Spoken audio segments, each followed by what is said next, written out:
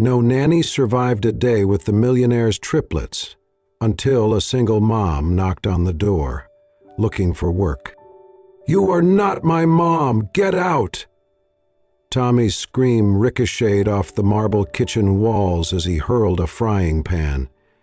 It hit the wall with a clang, pancake batter splattering across the white paint.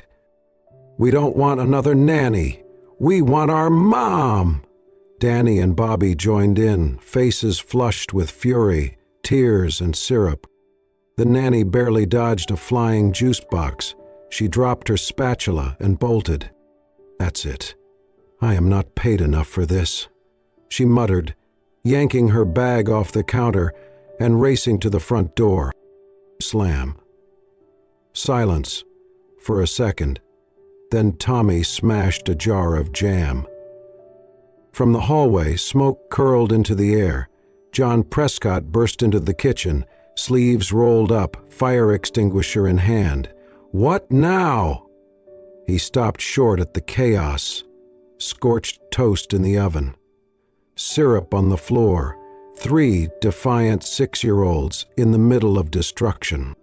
"Who opened the oven?" he barked. No one answered. John was 36, impeccable in the boardroom, unraveling at home.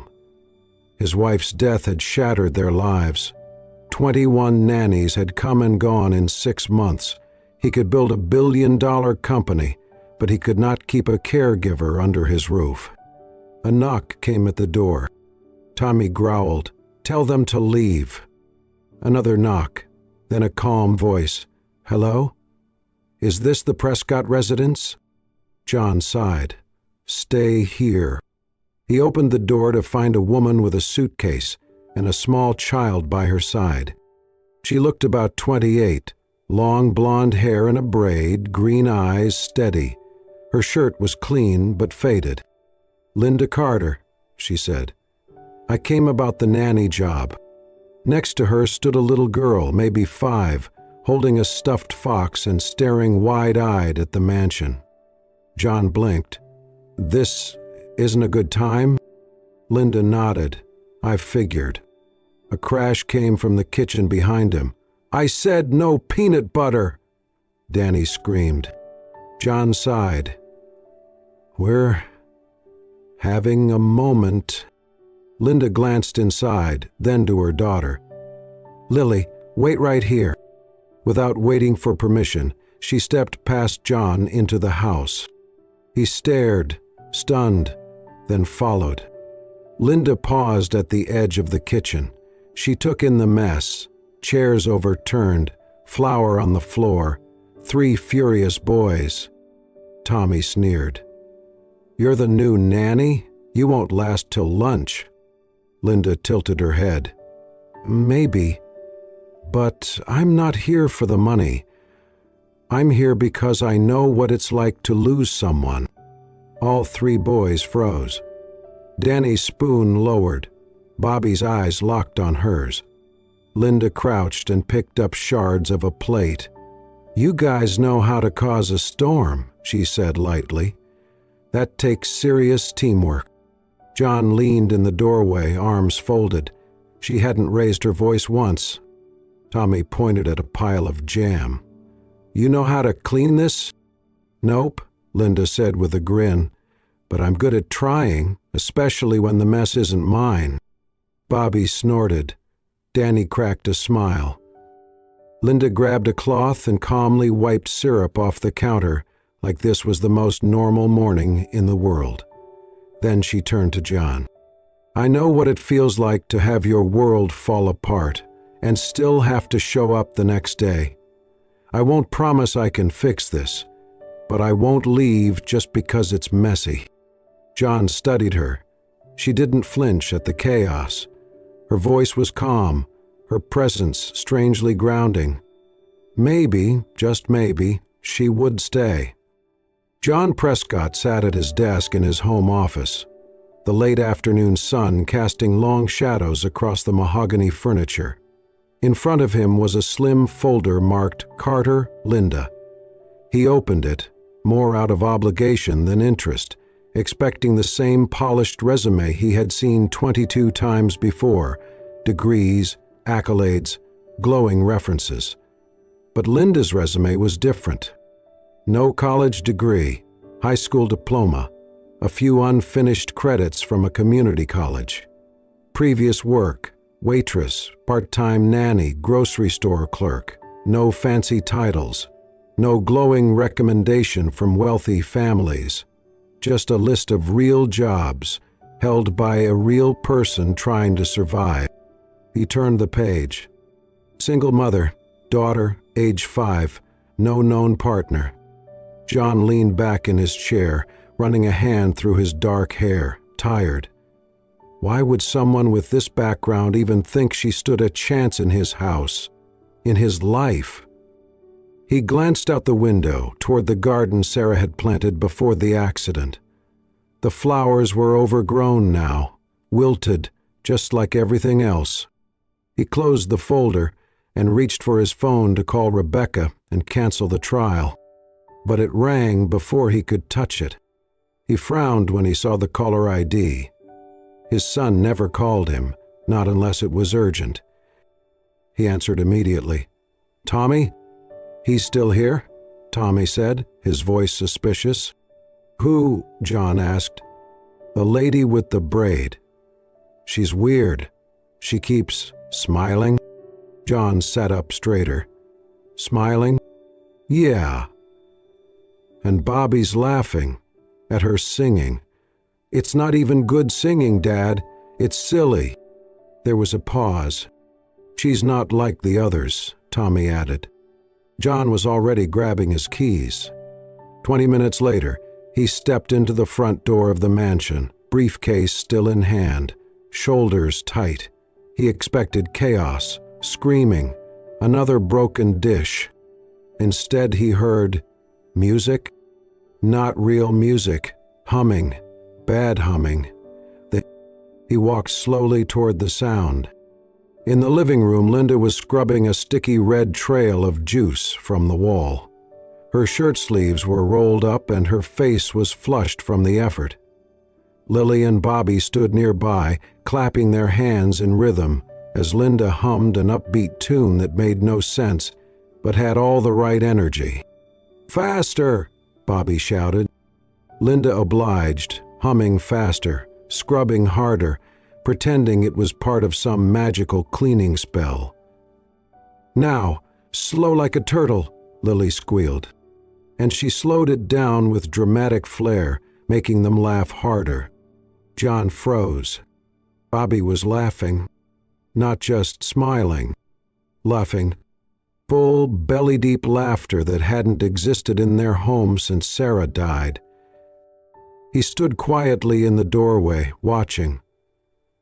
Linda hadn't seen him yet. She was still humming, wiping the wall, and letting the two children lead the moment like they were stars of a show only they could understand. No instructions, no demands, just presence. And patience. He had hired experts before. People with degrees, people who spoke in theories and plans.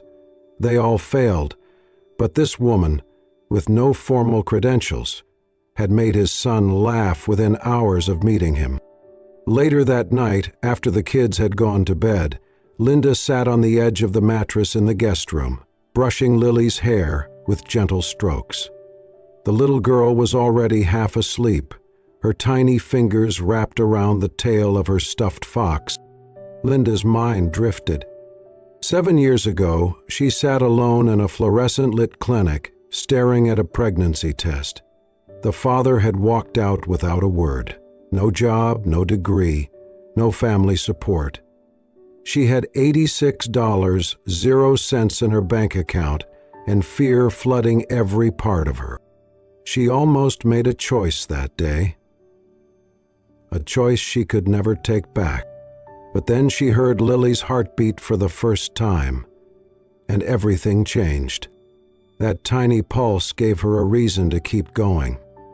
Survive. To fight. Back in the mansion, John leaned on the kitchen counter, arms crossed, thinking about what he had seen. Linda had not lectured the children. She had not ordered them around or demanded respect. She had simply existed with them, in their mess, in their noise, in their pain. And for the first time in months, the pain had quieted, just a little. He did not know who Linda Carter really was yet. But something about her told him. She understood broken things, because she had been one herself. The war began at breakfast. Linda stepped into the kitchen at 7:30, a.m.ing sharp, wearing the same faded blue button-down shirt from the day before and a fresh smile on her face. She greeted each of the triplets by name. Tommy ignored her. Denny muttered something about too cheerful. Bobby looked at her shoes and giggled. That should have been her first clue. She made it 3 steps in before realizing her socks were soaked. She slipped slightly, looked down, and saw clear bubbles seeping through her shoes. Liquid soap, a lot of it. "You guys sabotaged my shoes?" she asked, her tone calm. Denny shrugged. "We didn't want you to feel too clean." Bobby burst out laughing. Linda slipped her shoes off without a word and patted across the floor in her damp socks, grabbing a paper towel to wipe the foam. "That's fair. I like to feel grounded." Tommy raised an eyebrow. "You're not going to yell. Would that help you feel better?" she asked, turning to face them. They blinked, confused. Linda gave a small shrug. "If you're mad or scared or trying to test me, I get it. But if you just want me to leave, I'll tell you now, I won't leave just because my feet are wet." The boys exchanged glances, unsure what to make of her. That afternoon, while Linda helped Lily set the table for lunch, her phone vanished. Gone. She checked her bag, her jacket, the kitchen counter. "I must have misplaced it," she said aloud. Tommy, sitting on the floor nearby, picked at a string from the rug. "Maybe it ran away. Phones do that sometimes." "Yeah," Bobby chimed in, "especially when people don't belong here." Linda looked at them for a long moment, then smiled and said, "Well, I hope it left a note." She returned to cooking without scolding, without accusing, and without showing anger. The third strike came after lunch. She walked into the living room to find her clean blouse covered in green and purple marker. Her name had been scrawled across the back in childish handwriting, followed by "Go home," not "Mom." She stared at it in the hallway mirror.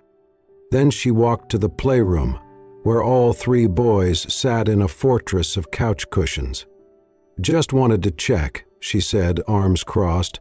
"Should I keep the shirt, or is there a part 2 to this plan?" Danny looked guilty. Bobby hid behind a pillow. Tommy crossed his arms defiantly. "You don't belong here," he said coldly. "None of them did." Linda stepped into the fortress and sat on the floor. "Then maybe it's time I told you something you should know about me." They watched her carefully. "I was 17 when I found out I was pregnant," she began, voice low. "I was scared, alone. My boyfriend disappeared. I had no home, no job, and no clue how to be a mom. I walked into a hospital planning to give Lily away. Even Lily looked up from her drawing. But when she was born, the nurse gave me a tiny pink blanket and a bracelet, one that had belonged to my mom when I was a baby. My mom had died years earlier, but someone had saved it. I remember holding that bracelet and thinking, I do not know how to be a mom, but I know what it feels like to be left." Her voice cracked, just for a second. Tommy's expression softened, but his fists stayed clenched. Denny asked, barely above a whisper, "You got left too?" Linda nodded slowly. "More than once." There was silence for a moment. Tommy said. "We don't want to like you." Linda didn't flinch. "I know, because everyone we like leaves." "I know that too." Tommy's lip trembled. "What if you leave?" She leaned forward. "Then I will tell you goodbye, and I will tell you that it had nothing to do with how lovable you are. It would be because sometimes grown-ups make promises they don't know how to keep. But I won't lie to you, Tommy. I'm here now, and I'm not scared of your anger. I know anger is just pain dressed up in armor." He looked at her, really looked at her. She was not perfect, not polished, not bulletproof. But she was honest, and that was something no one else had dared to be. Danny finally moved to sit closer to her. Bobby peeked around the pillow and crawled over, wordlessly curling into her side. Tommy stared a little longer. Then he whispered, "I don't want to be mad all the time." Linda reached out her hand and didn't say anything. He took it. The living room had transformed. Pillows were stacked like walls, blankets draped over furniture like tents, and stuffed animals lined the perimeter like a team of tiny medics. At the center sat Lily, holding a walkie-talkie made from 2 plastic cups and a piece of yarn. She was giving instructions in her most serious voice. "Tommy, you cover the west wing of sadness. Danny, you stay near the kitchen entrance. Lots of grief traffic there. Bobby, you guard the memory garden." The triplets followed her orders with the solemnity of soldiers. They wore handmade paper badges taped to their shirts. Rescue Squad, Sadness Patrol. Each carried a flashlight and a backpack filled with tissues, candy, and silly faces drawn on index cards. Linda stood quietly at the doorway, arms crossed, watching. She had not suggested this. It was all Lily. Operation Save the Sad Hearts had been her idea. She said the boys needed something more important than rules. They needed purpose. She had told them, "Everyone gets sad, but if you have a job, like making someone laugh or helping them not feel alone, it makes the sadness smaller." The boys, for reasons even they did not understand, listened to her. Linda had stepped back, letting Lily lead. Now, the 4 of them were crawling through the house with mission cards in their hands. John entered through the side hallway, pausing when he saw the chaos. He opened his mouth to ask what was going on, then noticed Linda's expression. "Don't stop them," she said softly. "They're building something." John watched in silence. Tommy gently guided Lily down a hallway lined with framed photos. He pointed to one. "That's my mom. She used to tickle us right there," he said, pointing to a worn leather couch. "We'd hide behind it during hide and seek, but she always found us." Lily nodded. "She sounds smart." She was, Tommy said, his voice quieter now. Danny joined them. "That's Dad's chair," he added, gesturing toward the armchair by the fireplace. "He never sits in it anymore." "Why not?" Danny shrugged. "Because it still smells like her." Lily didn't say anything. She just reached over and took Bobby's hand. He squeezed it tightly. John leaned against the wall, unseen, a lump forming in his throat. He had not heard them talk about their mother like this in months, and never with such gentleness. When the kids disappeared into another room, chasing down a new sadness alert, John turned to Linda. "Dinner's in an hour," he said. "Stay." It was the first time he had invited her to share a meal, not as staff, but as someone who was slowly, quietly, becoming a part of their family's fragile rhythm. That evening, they all sat around the table. Lily chattered excitedly about their mission. Bobby tried to balance a spoon on his nose. Danny told a knock-knock joke so bad that even Tommy laughed. No one yelled. No one cried. It was the first peaceful dinner in the Prescott house since the accident. Linda sat beside John, helping Lily cut her food. Tommy passed her the salt without being asked. Bobby offered her his last biscuit. After dinner, as the children cleared the table without being told, John reached for his glass of water and accidentally knocked over the bottle of ketchup. It splattered across the front of his shirt, staining the white cotton with a bright red streak.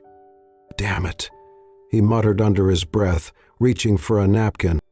Before he could touch it, Linda moved gently beside him, dabbing at the stain with a warm, damp cloth she had grabbed from the kitchen. She didn't speak, she didn't smile, she just tended to the mess. John didn't look up at her. He couldn't, because for the first time in months he felt his throat tighten, not from anger, not from exhaustion, but from the rawness of being seen, cared for, not pitied, not managed, but simply cared for. He closed his eyes for a second, pretending it was the sting of the ketchup. But Linda saw the tears gathering in his eyes and said nothing. He just kept wiping, quiet, present, like she had always been there. The power went out just after dinner. A sudden gust of wind rattled the windows, and then darkness. The humming of appliances stopped. The lights flickered once, then died. The entire house fell silent for a moment, before Danny let out a dramatic gasp. "We're all gonna die, he howled.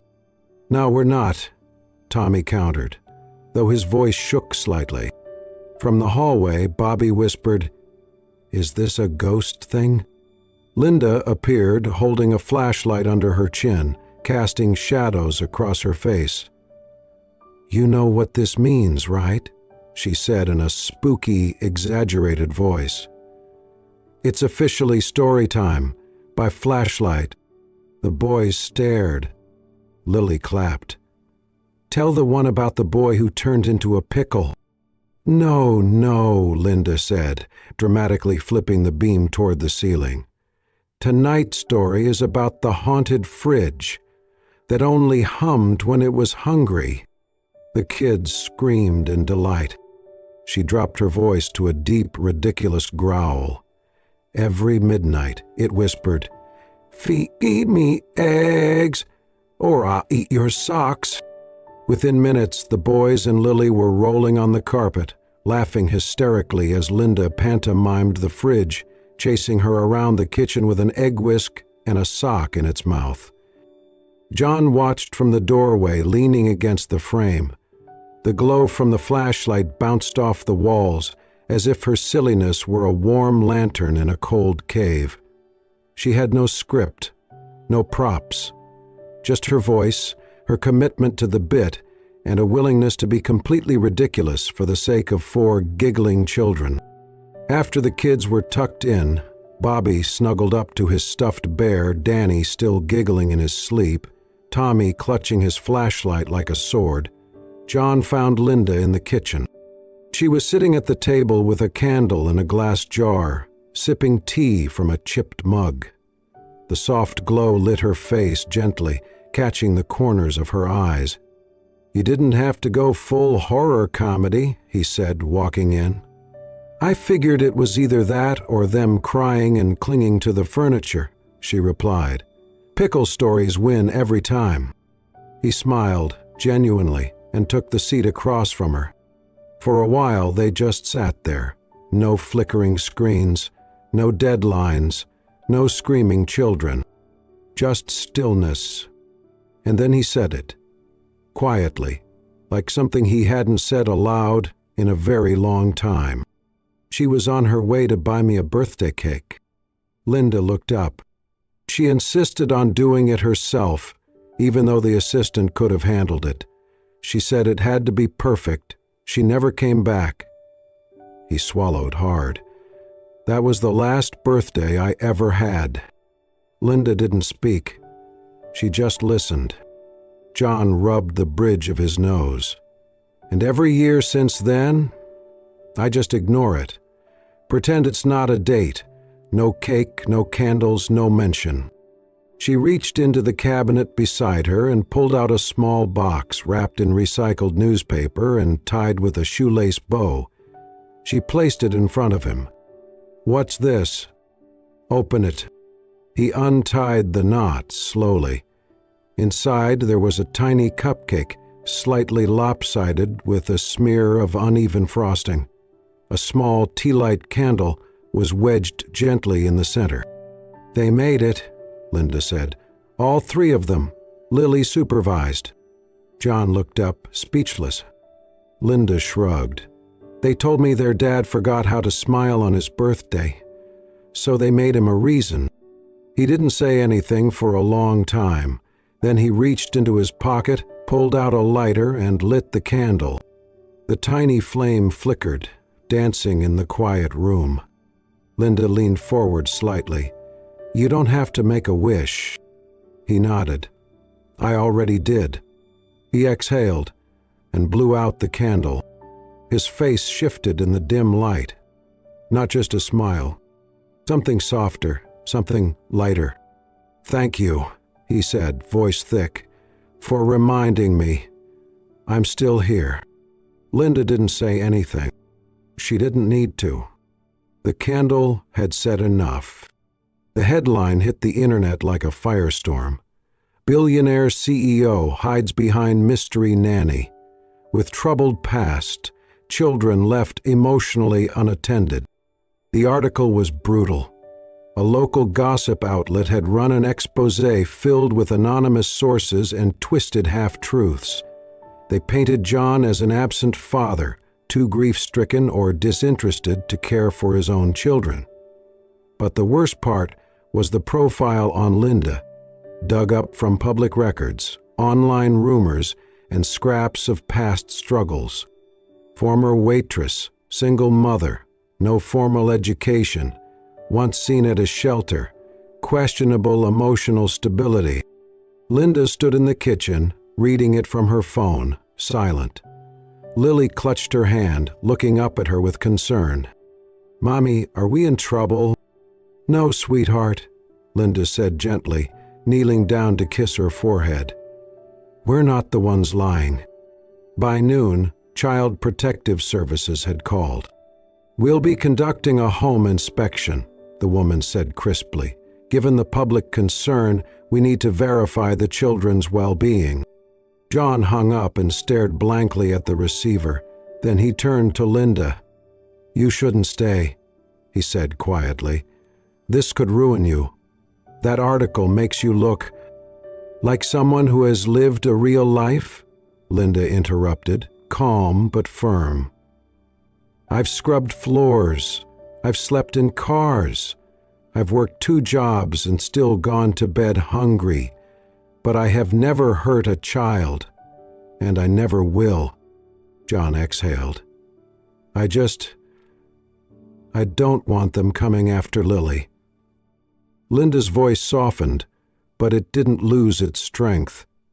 "If I ran every time something scared me, Lily wouldn't be here. I kept her. I stayed. And I'm staying now.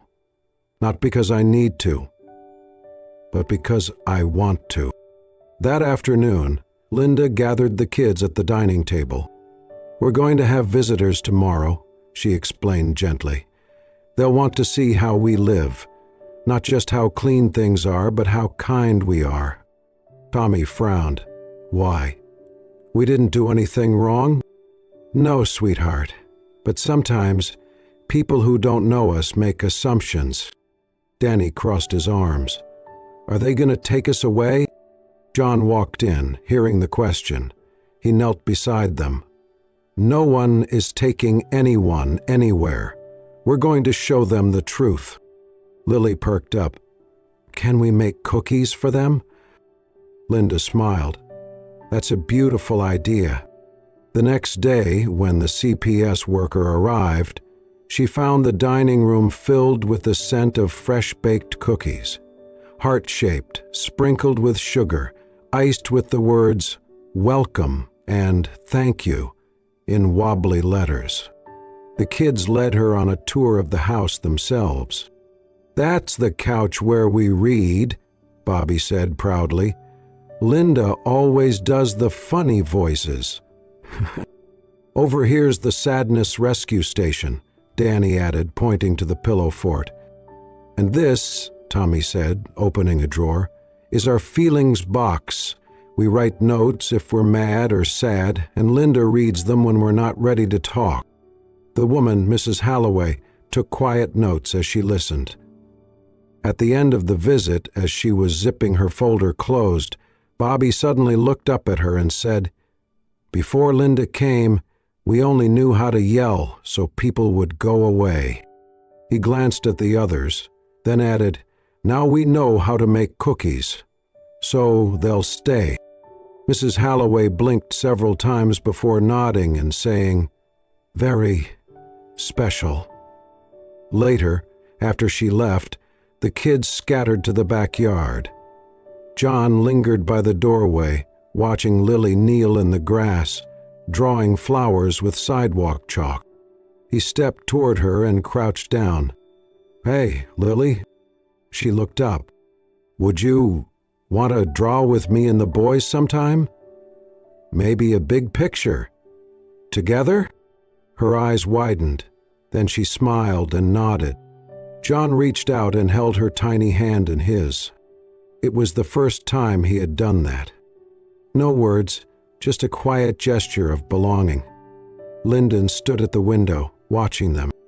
And for the first time since stepping into that house, she felt something more than hope. She felt home. The garden was glowing with late afternoon light, soft golden rays brushing the tops of the roses that Sarah had planted years ago.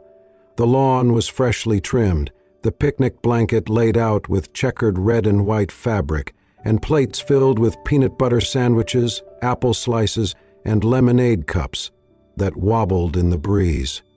John sat in the middle of it all, a paper crown tilted slightly on his head, surrounded by 4 giggling children and one woman who somehow made the chaos look like magic. "Happy birthday, Daddy!" Bobby shouted, arms raised. "Make a wish," Danny urged. Tommy lit the candle on the lopsided chocolate cake. "No cheating, you have to close your eyes." John chuckled. "You're very strict about this." Linda sat beside him, her smile quiet but full. Lily, bouncing on her knees, handed him the cake. "You get to blow it out with us this year." So he did. All 5 of them leaned in and blew out the candle together. The cheers that followed echoed into the fading light like a promise. After they'd devoured most of the cake and the kids ran off chasing fireflies near the hedges, John stood and walked over to where Linda was folding napkins. He had something in his hand. "Hey," he said softly, "come with me for a second." He led her a few steps away, beneath the climbing ivy by the garden arch, where lanterns flickered gently in the breeze. Then he crouched in front of Lily, who had just wandered back to them, holding a daisy. "Sweetheart," he whispered, holding out a tiny velvet box. "Think you can help me ask your mom something important?" Lily's eyes lit up. "Really?" John nodded. Lily clutched the box carefully and trotted toward Linda with exaggerated grace. "Mama," she said, drawing out the word with drama. "Ba says Ba wants to love both of us forever, and he wants to know, can he?" Linda blinked. Her eyes flickered from Lily's proud grin to the tiny box in her hand. Then John stepped forward, gently taking the box back, and opened it. Inside was a simple, elegant ring, a small diamond, nothing showy. But behind it was a second, thinner gold band with a heart etched on it. "That one's for Lily," John said, "if you both say yes." Linda covered her mouth, overwhelmed. He looked into her eyes, voice steady. "I don't want to just marry you, Linda. I want to be Lily's dad. I want her to know I chose her too, that I'm not just asking for your heart, I'm asking for hers." Tears streamed down her cheeks. "You're not just the woman I've come to love," he continued, his voice cracking slightly. "You're the mother my children already chose, and you're the kind of mother Lily deserves." Lily threw her arms around Linda's waist. "I told you he was good," she whispered. Linda nodded, barely able to speak, and knelt down beside her daughter, wrapping both arms around her. "Yes," she breathed, 1,000 times yes. John slipped the ring on her finger, then gently placed the gold band on Lily's. The boys came running back at that exact moment, slightly out of breath. "What's going on?" Tommy asked. "Did we miss something?" Bobby added. Denny looked at Linda's hand. "Wait, is that what I think it is?" Lily held up her own little hand proudly. "Dad proposed to both of us." Tommy grinned wide. "Finally!" Bobby clapped. "Can we be ring bearers and cake testers?" Linda laughed through her tears. "Yes, yes, and yes." And under the golden sky, the Prescott family, once broken, now whole, sat back down on the grass, together. No one spoke of what they had lost, only what they had found. 3 years later, the Prescott estate no longer felt like a mansion, it felt like home. In a bright building on the edge of the property, decorated with children's drawings and shelves filled with books, the Hart Home Center welcomed its newest group of visitors. The foundation, started by John and Linda, had become a safe haven for children coping with loss, trauma, or abandonment. It was a place where healing did not begin with rules, but with understanding. John, once buried in boardrooms and bottom lines, now spent his mornings teaching music to the children, letting tiny fingers pluck the strings of guitars and press the keys of pianos. In the afternoons, he was in the garden, hands in the dirt, laughing as Lily and the boys chased butterflies between tomato plants. Every morning, John walked Lily to school, holding her hand like it was the most important job in the world, and every evening he was there at her bedside. One night, as the moonlight filtered through her window, Lily sat up with a book clutched to her chest. "Daddy," she whispered, "will you read this one? I picked it just for tonight." John smiled and sat beside her. "For you," he said, taking the book. "I'd read it 1,000 times." Outside the room, Linda stood in the hallway, unseen, watching them through the door, cracked open just enough. Her heart swelled at the sight. The man she once thought untouchable, now fully rooted in fatherhood, in love, in life. Tears slipped silently down her cheeks, but they were not sad tears. In her newest book, resting on her nightstand, the dedication read, "Sometimes the best things come from the pieces we once thought were too broken to mend, as long as we choose not to walk away, Elsie." The next weekend, the family spread out a picnic blanket beneath the old oak tree, the same one where John had once proposed. Lily passed around sandwiches while Bobby proudly poured lemonade without spilling. Danny handed out paper napkins, and Tommy, now a little taller and a little wiser, sat quietly beside Linda. "Linda," he said, voice low but steady, "thank you for not leaving when we were probably the easiest to walk away from." Lyndon touched his cheek. "I never saw kids trying to push people away," she said softly. "I saw kids crying for someone to stay." Tommy nodded, then looked at Lily, who was leaning against John's arm. "My mom used to say, 'Love sparkles like stars,'" Lily said, almost to herself. "But I think she was wrong." Everyone turned toward her, curious. "I think real love doesn't sparkle," she continued. "It just stays, even when it would be easier to go." No one said anything for a moment. Then John pulled them all close, his arms around Linda, his sons, his daughter. Together, chosen, and finally, home. If this story touched your heart, reminded you of the power of second chances and the beauty of chosen family, then imagine how many more stories are waiting to do the same. Subscribe to Soul-Stirring Stories for more unforgettable journeys. Tales that heal, inspire, and remind us all what love looks like in its truest form. Because sometimes the most powerful stories are not just the ones we watch, but the ones that stay with us forever. Hit that subscribe button, turn on the bell, and never miss a story that could change someone's day, or even their life.